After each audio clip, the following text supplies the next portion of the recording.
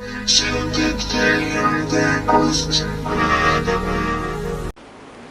मसीह की। पवित्र आत्मा का काम बंद। अब किसी को भी पवित्र आत्मा नहीं दिए जाएंगे। इस वीडियो को पूरा देखना, और अगर आप मेरे चैनल पर नए हो तो मेरे चैनल को आप सब्सक्राइब कर दो, और साथ में जो बेल आइकॉन है उसको टच करो, ताकि आने वाले वीडियो की खबर आपको तुरंत मिल जाए। आखिरी वक्त चल रहा है और मसीह का विरोधी आने वाला है। बाइबल में उसकी चर्चा, मसीह के विरोधी की चर्चा वो पुराने नियम से है, लेकिन हम एक पद पढ़ते हैं नए नियम में, पहला यूहन्ना उसका 4 अध्याय और उसका 3 पद, पहला यूहन्ना 4 और 3। उसमें ऐसा लिखा है, और जो कोई आत्मा यीशु को नहीं मानती वह परमेश्वर की ओर से नहीं, और वही तो मसीह के विरोधी की आत्मा है, जिसकी चर्चा तुम सुन चुके हो कि वह आने वाला है। ये तकरीबन सन 95 या 96 में लिखा गया पत्र है। और उस वक्त यूहन्ना पवित्र आत्मा से बढ़कर ऐसा लिखते हैं कि तुमने मसीह का विरोधी जो आने वाला है उसकी चर्चा सुन चुके हो कि वह आने वाला है, लेकिन ऐसा लिखा है और अब भी जगत में है। ऐसा लिखा है कि वो अभी भी जगत में है, मतलब उस वक्त भी मसीह का विरोधी था, बस उसने अपने आप को प्रकट नहीं किया। मसीह का विरोधी तो था, लेकिन उसने अपने आप को प्रकट नहीं किया। क्यों मसीह का विरोधी है तो क्यों प्रकट नहीं हो रहा है? क्यों वो प्रकट नहीं हो रहा है? अपने आप को वो प्रकट क्यों नहीं कर रहा है? और हम बाइबल में पढ़ते हैं दूसरा थिस्सलुनीकिया उसका 2 अध्याय, दूसरा थिस्सलुनीकी उसका 2 अध्याय, और हम पहले ही पद से पढ़ते हैं, हे भाइयों, अब हम अपने प्रभु यीशु मसीह के आने और उनके पास अपने इकट्ठे होने के विषय में तुमसे विनती करते हैं। पौलुस ऐसा कहते हैं कि प्रभु यीशु आने वाले, और मैं विनती करता हूँ मैं सभी को प्रभु यीशु के पास उस बादल में हमें इकट्ठा होना है। फिर लिखा है दूसरे पद में कि किसी आत्मा या वचन या पत्री के द्वारा जो कि मानो हमारी ओर से हो, यह समझकर कि प्रभु का दिन आ पहुंचा है, तुम्हारा मन अचानक अस्थिर न हो जाए और न तुम घबराओ। बोले परमेश्वर का दिन जैसे आ गया, ऐसे बोलो अचंबा मत करना, घबरा मत जाना, अस्थिर मत हो जाना। ऐसा पौलुस कहते हैं कि अचानक से डर मत जाना, घबराना मत। क्योंकि फिर आगे वो बताते हैं कि क्यों नहीं घबराना। 3 पद ऐसा है, किसी रीति से किसी के धोखे में न आना। झूठे भविष्यवक्ता बहुत निकल चुके, और परमेश्वर का वचन कहता है किसी रीति से किसी के धोखे में न आना, क्योंकि वह दिन न आएगा, मतलब प्रभु यीशु का आना, उनकी दूसरी बार आने का वो दिन नहीं आएगा जब तक धर्म का त्याग ना हो, मतलब कि आज्ञाकारी का त्याग ना हो, तब तक प्रभु यीशु का आना नहीं होगा। और वह पाप का पुरुष, मतलब मसीह का विरोधी, उसको एक नाम दिया गया पाप का पुरुष, अर्थात विनाश का पुत्र, मतलब कि मसीह का विरोधी, जब तक वो प्रकट ना हो तब तक प्रभु यीशु का दूसरी बार आना नहीं हो सकता। यहाँ 1, 2, 3 पद ध्यान से पढ़ोगे तो बहुत स्पष्ट लिखा है, प्रभु यीशु के आने से पहले मसीह का विरोधी वो पक्का आएगा। तो अभी तो आखिरी दिन चल रहे, आखिरी दिन के भी आखिरी हिस्से में हम आ चुके, तो अभी ये मसीह का विरोधी प्रकट क्यों नहीं हो रहा है? कब से वक्त हो चुका है और अभी वो अपने आप को प्रकट क्यों नहीं कर रहा है? और आगे हम पढ़ते हैं दूसरे थिस्सलुनीकियों में उसका 2 अध्याय उसके 4 पद में, और आगे पढ़ते हैं, जो विरोध करता है और हर एक से जो परमेश्वर या पूज्य कहलाता है अपने आप को बड़ा ठहराता है, यहाँ तक कि वह परमेश्वर के मंदिर में बैठकर अपने आप को परमेश्वर प्रकट करता है। मसीह के विरोधी के बारे में लिखा है, बोले वो अपने आप को परमेश्वर प्रकट करेगा। परमेश्वर के भवन में बैठकर वो अपने आप को परमेश्वर बताएगा कि मैं खुद परमेश्वर हूँ। मसीह का विरोधी ऐसा करेगा। फिर लिखा है आगे 5वें पद में, क्या तुम्हें स्मरण नहीं कि जब मैं तुम्हारे यहाँ था तो तुमसे बातें कहा करता था? पौलुस थिस्सलुनीकिया की जो कलीसिया उनको ऐसा बोलते, जब मैं तुम्हारे साथ था तो इसके बारे में मैं कितनी बातें बताया करता था। अभी दूर है तो पत्र लिखकर बताते हैं। बोले मैं कितनी बातें मैं तुम्हें बताया करता था, वो तो परमेश्वर की जगह ले लेगा, वो तो ऐसा बोलेगा कि मैं ही परमेश्वर हूँ। और फिर आगे लिखा है उसके 6वें पद में, और अब तुम उस वस्तु को जानते हो जो उसे रोक रही है कि वह अपने ही समय में प्रकट ना हो। क्या लिखा है कि मसीह का विरोधी का वक्त तो है, लेकिन उसको किसी ने रोक कर रखा है। बोले तुम जानते हो उस वस्तु को कि उसको रोक कर रखा है। मसीह का विरोधी प्रकट क्यों नहीं हो रहा है? क्योंकि उसको किसी ने रोक कर रखा है। किसने इस मसीह के विरोधी को रोक कर रखा है? और क्यों उसको रोक कर रखा है? किसने मसीह के विरोधी को रोक कर रखा है और क्यों रोक कर रखा है? और बाइबल में हम पढ़ते हैं प्रकाशित वाक्य उसका 7वां अध्याय और उसका 1, 2 और 3 पद, और वहां पर ऐसा लिखा है, इसके बाद मैंने पृथ्वी के चारों कोनों पर 4 दूत खड़े देखे। वे पृथ्वी की चारों हवाओं को थामे हुए थे ताकि पृथ्वी या समुद्र या किसी पेड़ पर हवा ना चले। यहाँ पर हिंदी में एक गड़बड़ी हुई है। यहाँ पर ऐसा लिखा है कि इसके बाद मैंने पृथ्वी के चारों कोनों पर 4 स्वर्गदूत खड़े देखे। ये स्वर्गदूत नहीं है, सिर्फ दूत लिखा है। लेकिन हिंदी में ट्रांसलेशन में थोड़ी सी गलती हो गई। अगर आप इंग्लिश या गुजराती और लैंग्वेज में आप देख सकते हो, सिर्फ दूत लिखा है। दूत का मतलब होता है मैसेंजर, पंख वाले नहीं। पंख वाले को भी दूत कहते हैं, लेकिन जो हमारा संदेश लेकर किसी के पास जाता है उसको भी दूत कहा है। तो यहाँ पर जो 4 लोग हैं वो मसीह के विरोधी के लोगों के बारे में बात की है, क्योंकि आगे तय हो जाएगा। हम पढ़ते हैं 2 पद प्रकाशित वाक्य 7 का 2। फिर मैंने एक और स्वर्गदूत को जीवते परमेश्वर की मुहर लिए हुए पूरब से ऊपर की ओर आते देखा। उसने उन 4 स्वर्गदूतों से, जिन्हें पृथ्वी और समुद्र की हानि करने का अधिकार दिया गया था, ऊंचे शब्द से पुकार कर कहा। उसके बाद एक दूत और आया और ऐसा लिखा है उसके पास जीवित परमेश्वर की मुहर थी।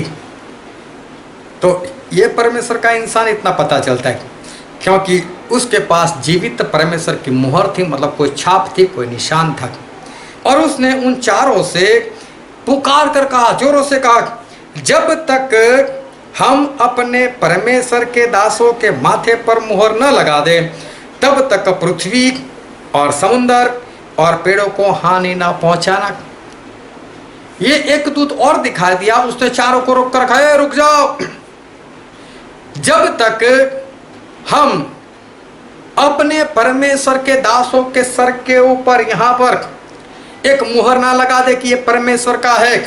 जिस तरह से याजक जो पगड़ी पहनता था वहां पर लिखा हुआ होता था यहोवा के लिए पवित्र, उसी तरह से बोले जब तक मैं हमारे परमेश्वर के दासों के ऊपर एक मुहर ना लगा दूं, एक छाप ना लगा दूं, कोई निशान यहाँ पर ना लगा दूं, तब तक तुम्हें किसी को भी उपद्रव नहीं करना है। मतलब वही मसीह के विरोधी को किसने रोक कर रखा है, वही बात है। लेकिन यहाँ पर भी स्पष्ट नहीं है किसने रोक कर रखा है और क्यों रोक कर रखा है।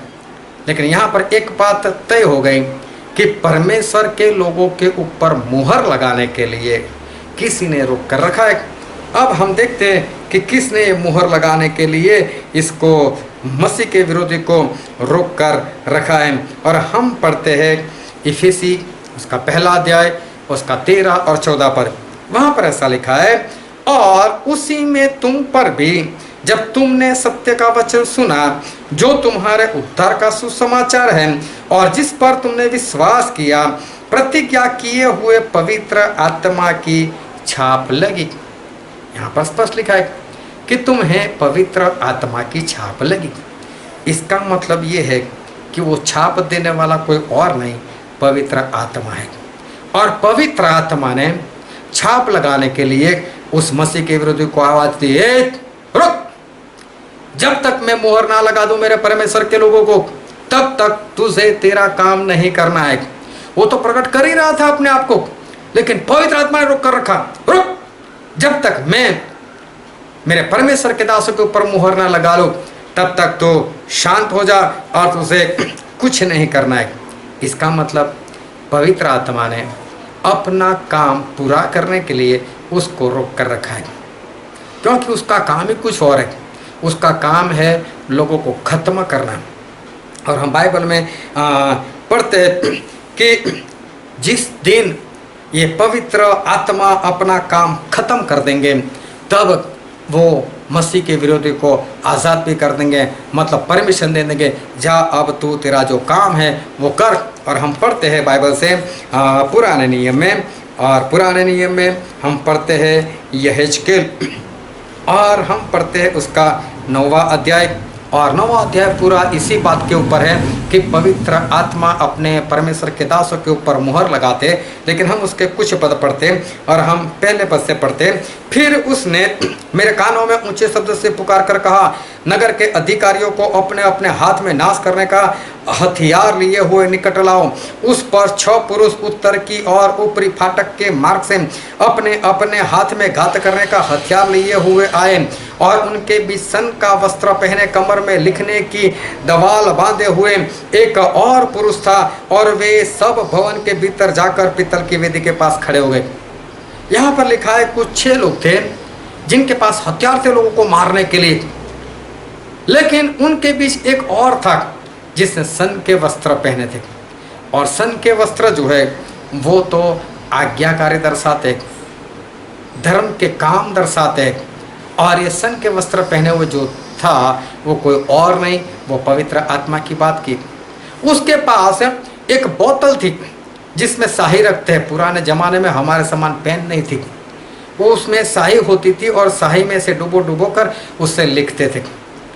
तो बोलो ऐसा एक स्याही की बोतल लिए हुए, सन का वस्त्र पहने हुए, और ये है पवित्र आत्मा, वो वहां पर आए हुए थे और उन 6 के साथ। और वहां पर ऐसा लिखा है, और इज़राइल के परमेश्वर का तेज करूबों पर से जिनके ऊपर वह रहा करता था भवन की डेवढ़ी पर उठ आया था, और उसने उस सन के वस्त्र पहने हुए पुरुष को जो कमर में दवाल बांधे हुए था पुकारा। और यहोवा ने उससे कहा, उस यरूशलेम नगर के भीतर इधर उधर जाकर जितने पुरुष उन सब घृणित कामों के कारण जो उसमें किए जाते आहे भरते हैं और दुख के मारे चिल्लाते हैं, उनके माथों पर चिन्ह कर दे। प्रकाशित वाक्य में ऐसा लिखा है कि मैं मेरे परमेश्वर के दासों के सर के ऊपर चिन्ह कर दूँ, निशान कर दूँ। और यहाँ पर लिखा है जितनी भी घृणित बातें हैं, जितने भी घृणित काम है, उस काम के लिए जितने लोग दुखी हो रहे, मतलब करते नहीं है, ये क्या लोग कैसे काम कर रहे से दुखी हो रहे, खुद नहीं करते, दुखी हो गए तो खुद कैसे करेंगे, मतलब ये भी परमेश्वर के दास लोगों की बात है। बोले उनके सर के ऊपर तो एक चिन्ह कर दे। और फिर लिखा है, तब उसने मेरे सुनते दूसरों से कहा, नगर में उनके पीछे पीछे चलकर मारते जाओ, किसी पर दया न करना और न कोमलता से काम करना, बूढ़े युवा कुंवारी बाल बच्चे स्त्रियां सबको मारकर नाश करो, परंतु जिस किसी मनुष्य के माथे पर वह चिन्ह हो उसे निकट न जाना। और बाकी के जो मसीह के विरोधी हो उनको भी आज्ञा हुई मारो, लेकिन जो मेरे लोग हैं जिनके सर के ऊपर निशान है उनके पास तो जाना भी नहीं। ये पूरा चैप्टर आप ध्यान से पढ़ोगे तो आपको पता चलेगा कि उसी के बारे में लिखा है। लेकिन हम पढ़ते अभी उसका आखिरी पद, तब मैंने क्या देखा कि जो पुरुष सन का वस्त्र पहने हुए और कमर में दवाल बांधे था, उसने यह कहकर समाचार दिया, जैसे तूने आज्ञा दी मैंने वैसे ही किया है, मतलब मेरा काम पूरा हुआ।